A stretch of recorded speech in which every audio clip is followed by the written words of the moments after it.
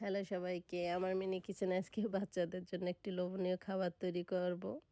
আর এটা ম্যাক্সিমাম বাচ্চারাই পছন্দ করে সকাল কিংবা বিকেলে টিফিনে। বাচ্চাদেরকে অনায়াসেই দিতে পারবেন। আর এটা করতেও একদম ইজি, কোনো ঝামেলা নাই। এটা হচ্ছে পটেটো পিৎজা। আর পটেটো পিৎজা করার জন্য আমি প্রথমে পটেটোগুলোকে একটু নুন দিয়ে সিদ্ধ করে নিয়েছি। তারপরে একটা প্যানে বাটার দিয়ে একটু হালকা করে ভেজে নেব। ভাজার পরে প্রথমে টমেটো সস দিয়ে দিয়েছি, তারপর দিয়ে দিয়েছি একটু চিজ, তারপর দিয়ে দেবো ব্ল্যাক পেপার সামান্য পরিমাণে, তারপর দিয়ে দেবো কুচি কুচি করে রাখা ক্যাপসিকাম, তারপর আবার দিয়ে দেবো চিজ।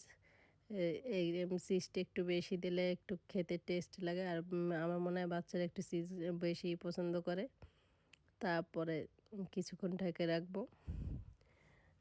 ঢেকে রেখে এই যে হয়ে গেল আমার চিজ পটেটো পিৎজা। এটা করাও একদম সহজ, কোনো ঝামেলা নাই, আর খেতেও বেশ লোভনীয়। বাচ্চারা দেখলে খুব মজা করেই খাবে।